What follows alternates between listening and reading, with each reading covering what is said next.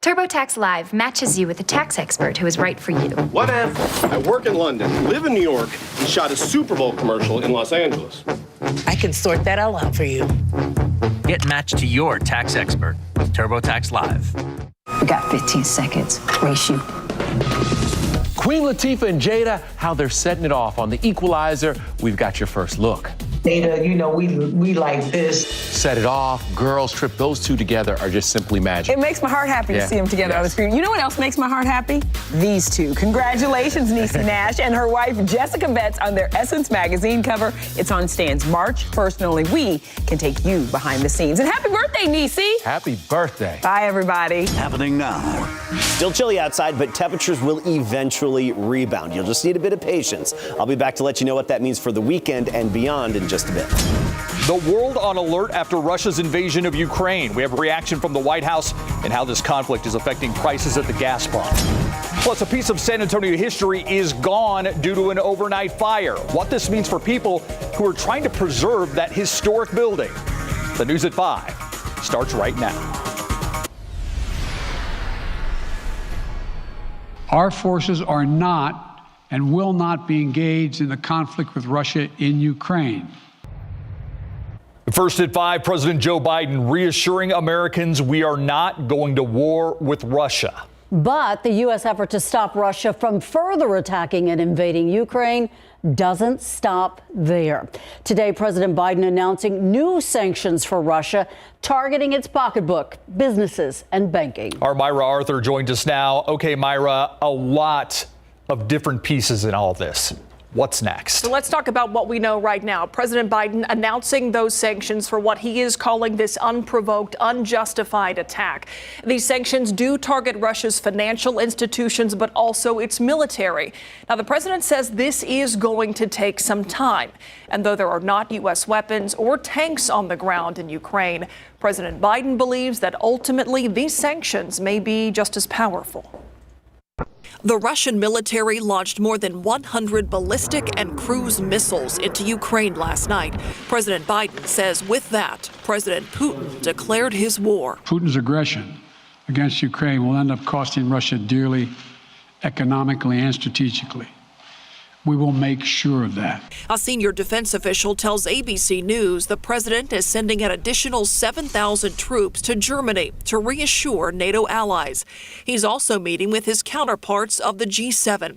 Together, they'll move forward on what he calls devastating packages of sanctions and other economic measures to hold Russia to account. This as Russian troops continue to advance into Ukraine from the east, north, and south. Overnight, Russian President Putin declaring the beginning of what he calls a special military operation in Ukraine. Ukrainian officials now reporting that Russian troops have taken full control of the exclusion zone around the Chernobyl nuclear power station, including the plant itself. Troops have also seized an airport less than 20 miles away from Ukraine's capital of Kyiv. The Ukrainian president addressing his people today, saying what they were hearing was the sound of a new iron curtain lowering and closing Russia away from the civilized world. He also added that while Ukraine has suffered losses, the country is fighting back and has captured some Russian soldiers. Ukrainians in several cities are preparing for the uncertainty ahead, lining up to withdraw money from banks and stocking up on gas and other supplies. Western Ukraine and Poland also bracing for an influx of refugees fleeing the fighting and the bombing. Now, meantime, in Russia, more than 1,200 anti-war protesters have been taken into custody in 44 cities. President Biden saying that he has no intention of speaking with President Putin as of now. He also says that he believes Putin wants to go beyond Ukraine. And if he goes into NATO countries, that's when the U.S. will get involved. A lot still to come here, Steve. Absolutely. Thank you, Myra. And although we're far away, this conflict is affecting us here at home.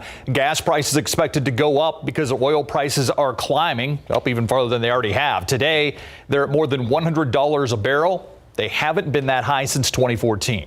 In the meantime, the Department of Homeland Security says it's protecting U.S. protecting us, U.S. citizens, from cyber warfare.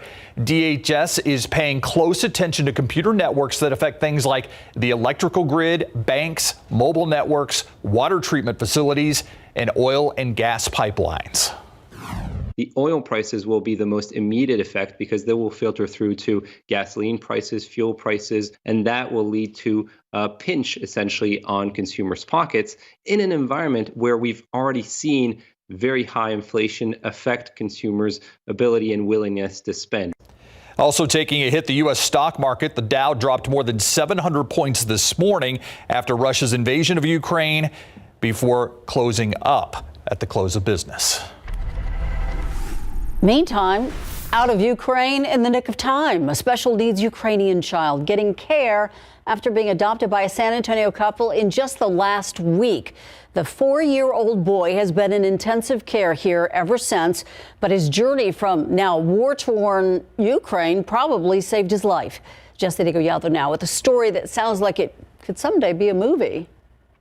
His newly adoptive mother, Kelsey Jaggi, cradled a weak, malnourished, and very ill 4-year-old Ruslan in her arms.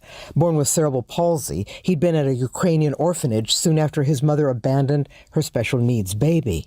Yet now in University Health's ICU, being caressed by his new mom. We've started to see some smiles out of him. We're really thankful at the progress that he's made since we've been here. Having barely gotten out before the Russians invaded Ukraine. He got the very last visa issued by the embassy. Kelsey Jaggi and her husband Theron say the U.S. Embassy was evacuated the very next day. We've already communicated with one of our translators over there who is currently taking shelter in one of their subways. He says they almost weren't allowed out of the country on a technicality discovered by Ukrainian border guards. Look at him. He is sick and he's going to die if you make us wait for 30 days. Refused to work with us, refused to listen to reason. So they say it took more than one miracle to finally bring Ruslan to America after finding him on a website for Reese's Rainbow, a group advocating for special needs children around the world. Ruslan's picture was, I think, one of the first ones that I saw on their page, and spent like a week crying over that picture. It was all part of God's plan, they say, having been inspired by their newly found faith. We weren't the same people before. The Lord really stirred in our hearts. Hey, mister. Much like their new son already has. Jesse Degollado, KSAT 12 News. Glad they made it out before the attacks began. All right, let's look at traffic right now. This is 410 and Jackson Keller. Pretty clear and nice, easy-going traffic out there today. Nothing really to write home about. No, it's quiet out there, and much more so than what we had about this time yesterday when we had the passing sprinkles and a little bit of drizzle. But right now it's just cloudy and cold. It's more of the same. 30 was our low this morning. Then this afternoon we briefly made it to 41 degrees for the high temperature. A little bit warmer out west where we've had some sunshine. Eagle Pass now at 54. Meanwhile, Santa Maria 37, Seguin 35 degrees, Bulverde 35 degrees along with Canyon Lake. You get the idea. We have those cool temperatures out there, especially locally. Uvalde, though, now up to 50 with that sunshine. Yes, a few folks west of San Antonio actually seen some blue in the sky. So partial clearing this evening, north wind at 10 to 15. Temperatures really just holding steady in the 30s. We'll talk about when the sun finally returns and temperatures rebound, and even more light precip in the forecast in just a bit. Thank you, Adam. It started last night, but it's still being fought right now. Yeah, we're talking about a large fire at a 17,000 square foot abandoned complex that was actually in the process of becoming a historical landmark near UTSA's downtown campus. Our John Paul Barajas has been there all afternoon. John Paul, we're learning more about the business, the building, and this fire. Steve, Ursula, well, first, can you hear me? Hello, can you hear me? Can y'all hear me? Okay. Well, first, the good news is no person or firefighters were hurt in this, and this building was abandoned. So officials think maybe some people experiencing homelessness might have been trying to stay warm, got inside, and that's what caused the fire. But they are still investigating that. Now, you mentioned how long crews have been out here fighting the flames. It's been around 6 hours. The reason firefighters are just now getting everything put out is because they had to wait for city crews to demolish what was left standing of this complex, as well as wait for CPS to through the ground with jackhammers to cap a gas leak that was keeping flames going. All of that has been accomplished. It's all part of the job. I mean, we know this building is abandoned. We're not going to risk people to get in there. Now out here, they're still watering what's left of the complex and hoping to be done very soon and get some well-deserved rest. But as for the historical status of this building, it wasn't a historic landmark yet, but it was in the process of becoming one. This building is one of the last reminders of the city's red light district and also served as an orphanage for over a century. We'll have more on its rich history tonight at 10. John Paul Barajas, KSAT 12 News. Reduced to rubble out there. Thank you, John Paul. By the way, police say it was all over drugs. That's what investigators say led to a shooting that killed 2 people earlier this week. It happened Monday afternoon on West Mariposa Drive outside a gas station near busy Blanco Road. According to an arrest affidavit, the suspects were planning to rob narcotics from another person. That's when the shots started. A stray bullet hit a man in his 60s as he was inside his house watching television. He was killed. Police arrested 5 people in the case, all 5 charged with capital murder. We're also learning more about a shooting that sent 4 people to the hospital yesterday. San Antonio police responding to the shooting on Lanark Drive, that's near Austin Highway, around 5 o'clock. They found a woman who'd been shot, and they say that she was caught in the crossfire of someone shooting at a car with 2 men and a woman inside. All 3 were hit. Only 1 man was critically injured. The woman found at the scene was taken by EMS. At last check, the suspect on the run, and a motive is still unknown. SAPD also looking for a man who stabbed another man this morning. It happened at a bus stop on North Zarzamora. At some point, 1 man pulled a knife and stabbed the other. Then he took off. Last check, the victim was in critical condition. The suspect has not been found. We want to give you an update on the trial of former Louisville officer Brett Hankinson, who shot and killed who was involved in the shooting and killing of Breonna Taylor. It happened during a botched police raid back in March of 2020. Hankinson is charged with wanton endangerment for firing 10 shots during the raid that took Breonna Taylor's life nearly 2 years ago. A neighbor who survived that night said that took the stand today.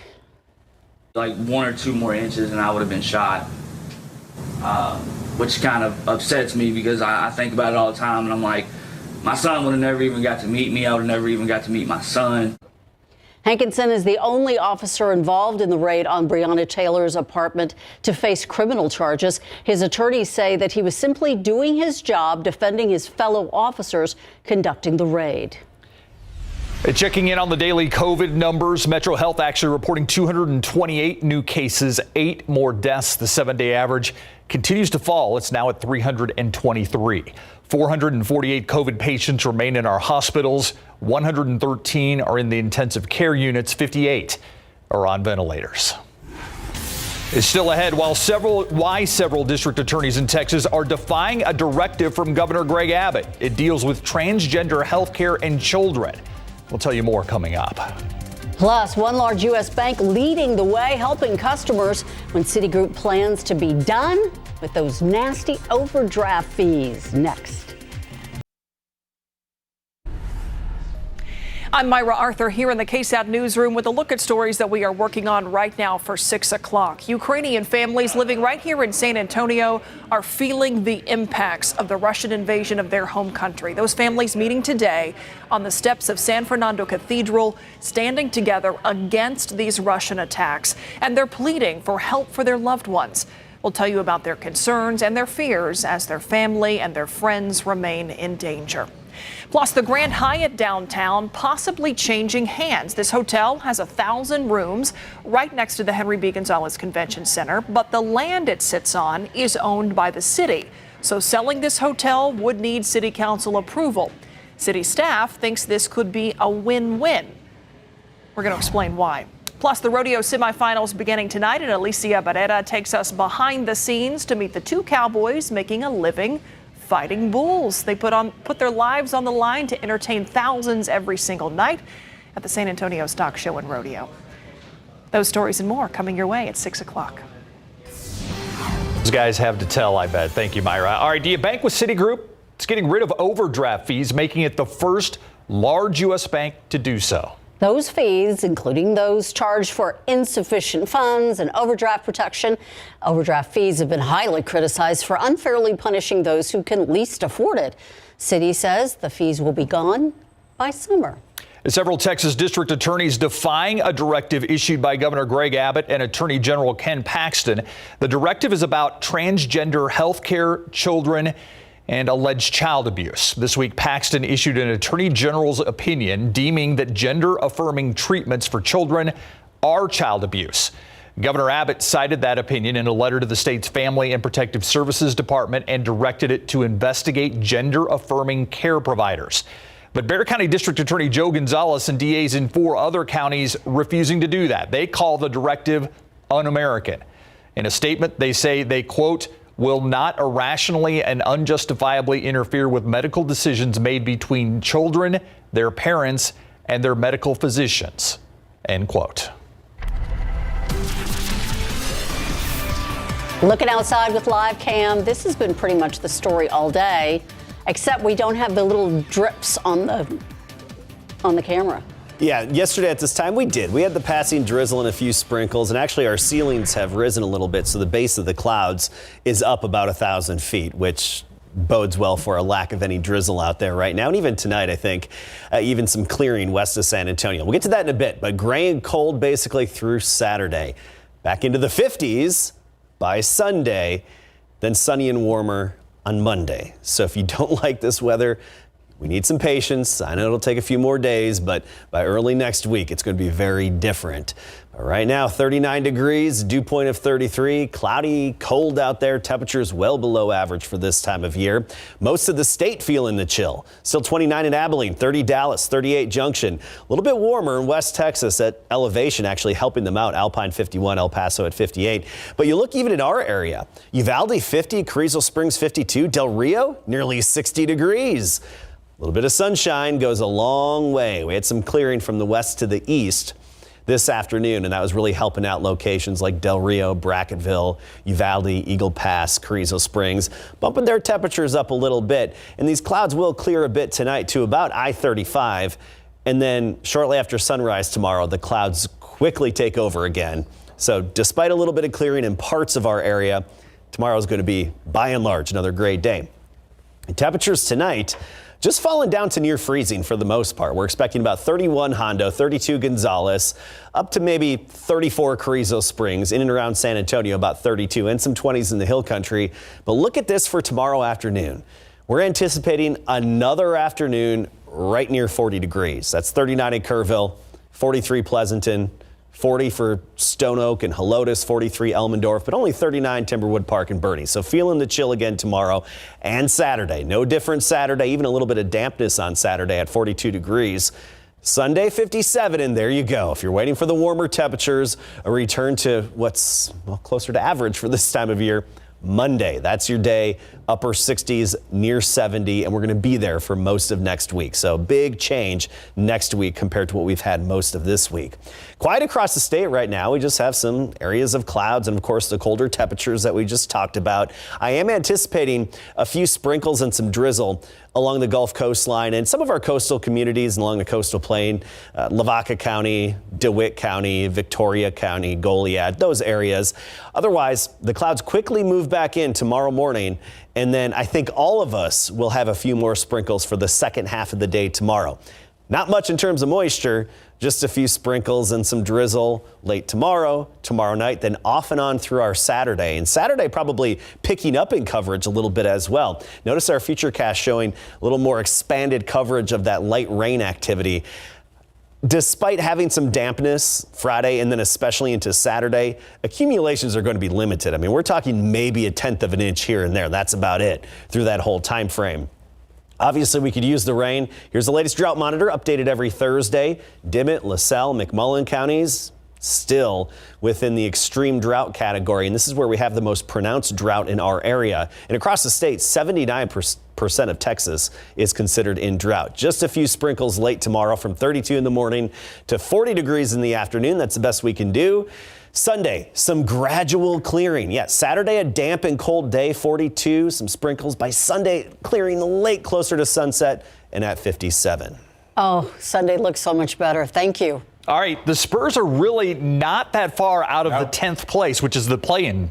Yeah, because 8 assures you in, but you also have the play-in tournament at 9 and 10, and they're not that far back. When we come back, what is their focus right now as they begin what will be their final push to get to the playoffs here? And how are they handling Pop about to make NBA history coming up?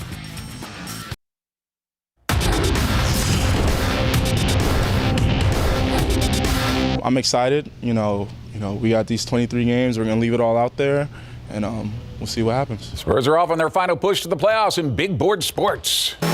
Our San Antonio Spurs have landed in our nation's capital to resume their rodeo road trip tomorrow against the Wizards with just 3 games left away from home before returning to the AT&T Center. Of the 23 games left in the regular season, 12 of them will be at home. The remaining 11 will be on the road, including tomorrow night's rodeo road trip restart after the All-Star break. Right now, the Spurs are in the 11th playoff position right now, I should say position in the Western Conference. 2 games back of the injury-riddled Portland for the 10th spot that will put the Spurs in the play-in tournament to try and make the NBA postseason and avoid a 3rd straight season failing to make the playoffs. So what are the Spurs aiming to do about that?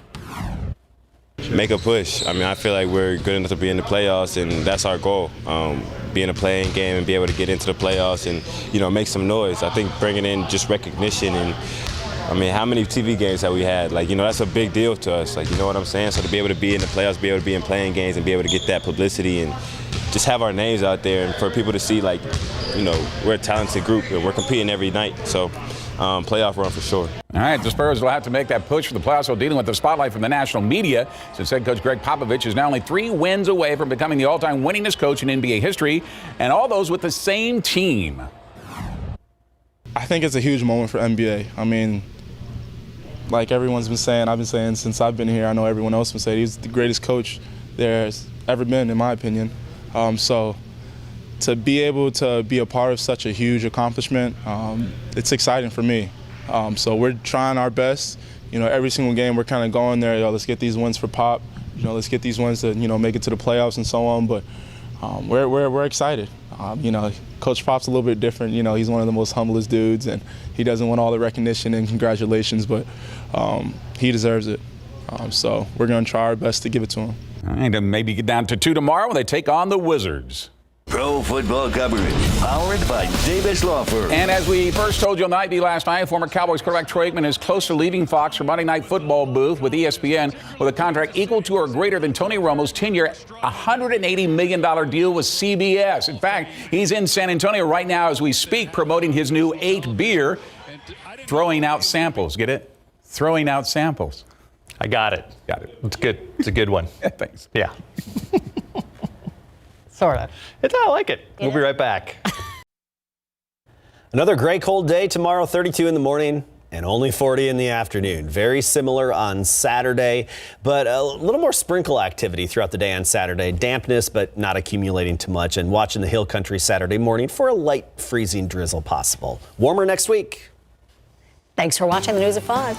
See you back here at 6. World News is next.